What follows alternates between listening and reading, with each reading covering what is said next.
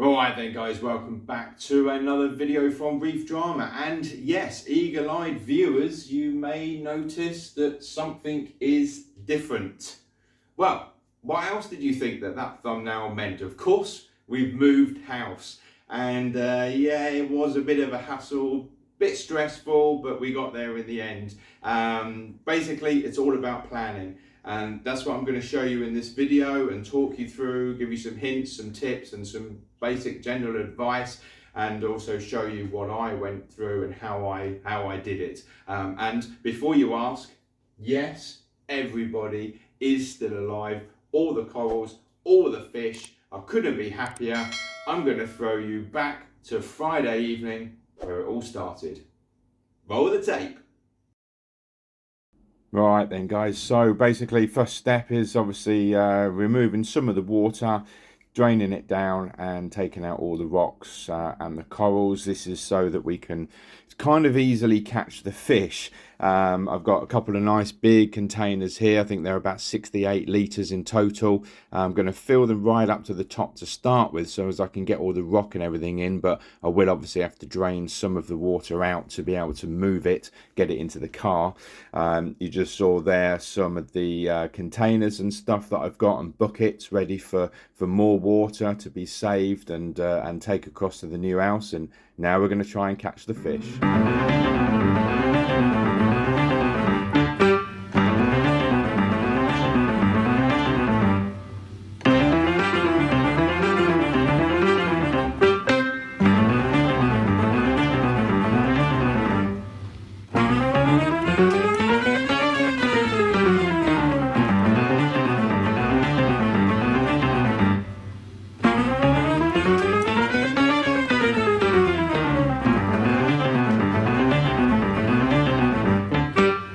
There they are, all nice and safe in the QT tank over at the new house. So back here, back to finishing off, taking out the last of the bits of the rock and continuing to sort of obviously drain down the water. And I'm going to be putting the heaters that I bought previous to this and also the power heads just to obviously keep everything alive and at the right temperature, because they are going to be sitting in those containers overnight, ready for the big move tomorrow morning.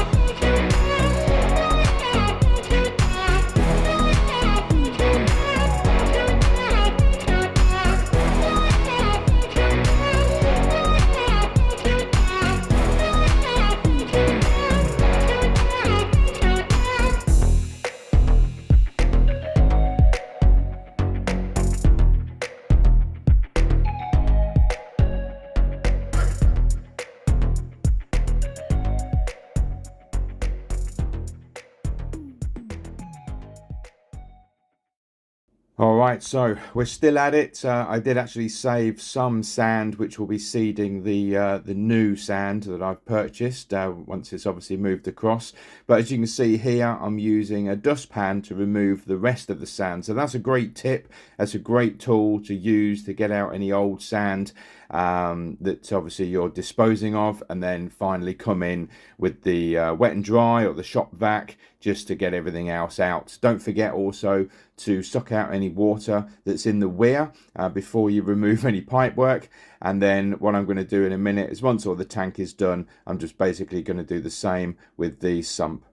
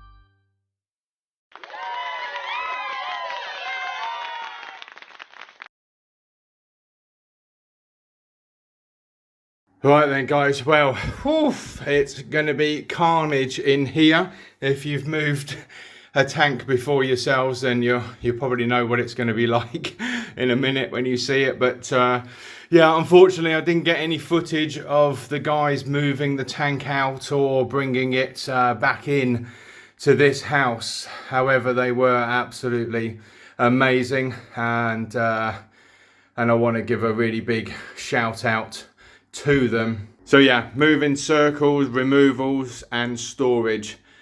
Massive thanks to them, James and your team, fantastic. So just a quick look round behind me. First of all, that's just some of the water that I brought with me from the old tank. We come into here, and not only have they brought the fish tank and all the stuff, helped me put bits and pieces into my car, anything like where the fish are and all the corals and the rock with all the water, so they went in my car. They also brought the sofa, the chair, the white goods, a couple of other bits and pieces, but as you can see, I got boxes here with all the equipment in, and it is everywhere. There's the sump. Well, at least the tank and the cabinet is there. I'll just show you the fish, because I know you haven't seen that. So this is what I did yesterday. Came with the temporary QT tank, and let's have a drink of that Coke. Oh, nice. Temporary QT tank. So I've got all the fish in there except for the clownfish and the shrimp and the green and blue chromie. But they're happy anyway. Well, as happy as they can be in that little 100-litre tank. But they will do for now. At least they are safe. And as far as I'm concerned, the main thing with all of this has been the welfare of the fish and obviously the corals, anything that is alive, obviously. But yeah, there we go.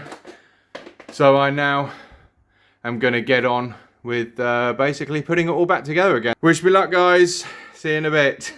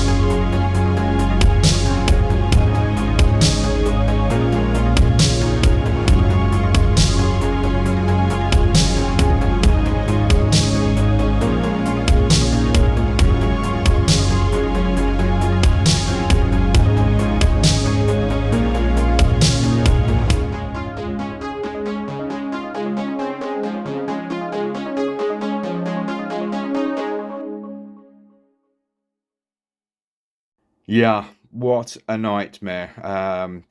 Definitely was not happy with myself. But for anybody that can work out what I've done, then put a comment down in the comment section below, and we'll see how many of you get it right.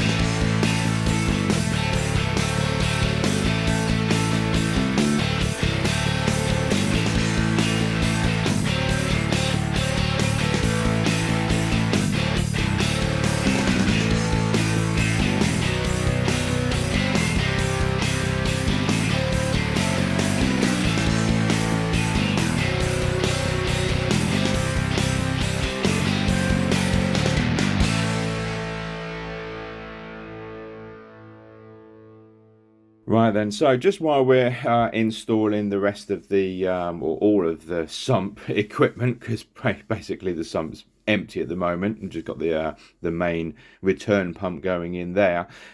Just wanted to talk through a couple of, well, you know, hints and tips and some things that, you know, I've obviously kind of learnt along the way, and some good ideas and bits and pieces. But really, before you're going to consider moving a tank, whether it's from one room to another room, or if you are moving house, make sure ahead of time that you have plenty of containers, plenty of buckets, whether it's old salt buckets with lids or whatever it is that you're going to use. You want to make sure that you have enough of those. Can't stress that enough. It's better to have more and not use them than not have enough and then be scratching around for, well, what can I put, you know, this water in, or what can I put these corals in, or whatever. So make sure that you've got enough containers and enough buckets. Also go out and get some spare heaters and low flow power heads as well.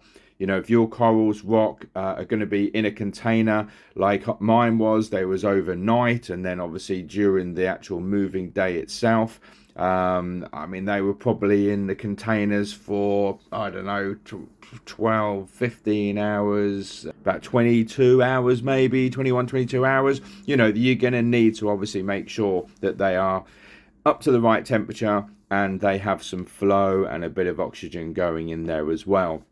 Work out as well at the time, again, ideally before the big day, if there's any corals that you want to strip out. You know, if there's things that you don't want, there's no point packing them up and shipping them and then moving with them and then trying to get rid of them. You may as well try and get rid of them prior to the big day.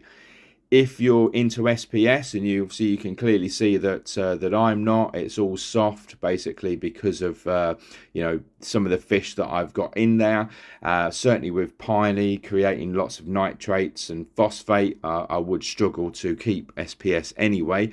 But if you are heavily into SPS, you might even want to consider doing some fragging. If you frag your SPS, you stand a better chance of potentially that SPS, you know, living. If your main colony kind of dies off, at least you've taken a frag off of it. Yes, it's going to hurt, it's going to be a massive loss, but you're kind of safeguarding. Here I am, look, trying to work out where the rest of the reef mat is. Obviously I found it now, it was in the hallway. So basically, yeah, maybe safeguard yourself with taking frags of any really expensive SPS that you have. When it comes to the water, again, that's something that you don't want to run out of. You want to make sure that you've got plenty of made up fresh salt water and also some RODI water made up as well. Now, I had 300 litres of freshly made salt water at the right temperature, ready to be pumped into this tank once it was moved. And I brought with me as much of the old water as I possibly could as well. 50 litres I had of RODI water on hand, you know, just in case. But it's better to have more than not enough, because depending on your RODI unit, if you've got one, you know, sometimes it can take ages to make up some more water, and then you've got to go through the heating it up, the mixing with the new salt and whatever else. If you don't have RODI and you're going down to your LFS to buy salt water, you know, what if it's a day when they're closed? So make sure you've thought ahead how much water you need, hopefully how much you're going to try and bring with you, and then you won't run out. You definitely don't want to be making it all up at the time of moving. Also, again, depending on how far you're moving, you might want to get some air pumps and air stones. For a long drive, you can always get a battery powered one, or you can use a DC inverter. Plug that into your car cigarette lighter socket and then run an air pump or a low flow power head, whatever it is that you need if you're on a long drive, a long journey. Get some digital temperature probes. You'll see me using one a little bit later on, just to make sure the water temperature, you know, is at the right temp. Even though I'm pumping in 26 degrees fresh salt water, I'm also adding cold salt water, so I need to make sure that everything is at the right temperature. So let's carry on now, and we'll finish off getting everything into the sump.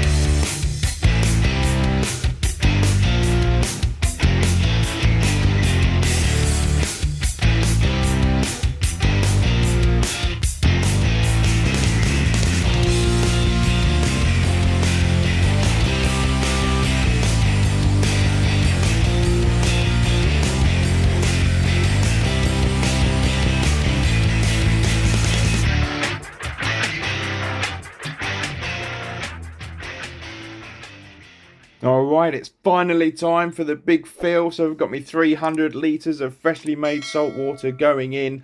I've been waiting for this now for a while. It's taken quite a lot of the day just to get to this point, and that's probably something I should have mentioned before, is make sure you give yourself enough time to be doing this tank move or relocation or whatever it is. And also as well, don't forget, consider that this could very well be the best time to upgrade your tank. You know, you're stripping your old one down anyway and moving it, so why not upgrade the tank at the same time? You know, you might find that that's definitely the best option for you. But we got the new water going in. I'm kind of going a bit overboard now with some heaters, but that's because I'm going to be tipping the saved salt water from the old tank into it, so it's going to chill it down. But yeah, really looking forward to this. On the final sort of stages now of getting the rocks in, getting it scaped, and getting the fish in. Let's go.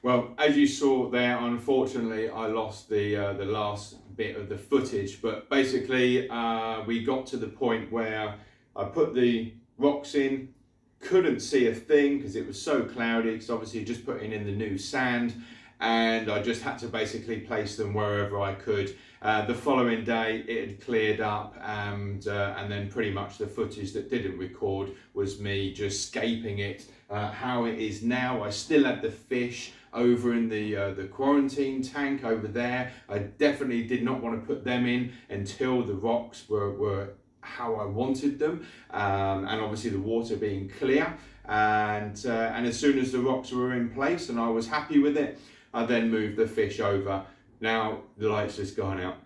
Now you've seen me obviously move fish over before, so I'm not going to go through that too much, but basically I've just got a plastic small child's like aquarium, and I use that specifically for Piney because then it keeps him completely submerged underwater, from taking him out of one tank and then putting him into the next. And in fact, when I went back in for the tangs, I think I managed to get all 3 tangs in at the same time, which was amazing, and then just sort of chase the Bengal cardinal around a bit, but otherwise everything was fine. All went in. Unfortunately, as I say, apologies for missing that that footage out. But let me grab the camera now anyway, and I'm going to bring you in and just sort of show you now kind of what it looks like. But as I say, mentioned it already in the video, but I do want to give a big shout out to Moving Circles and Storage,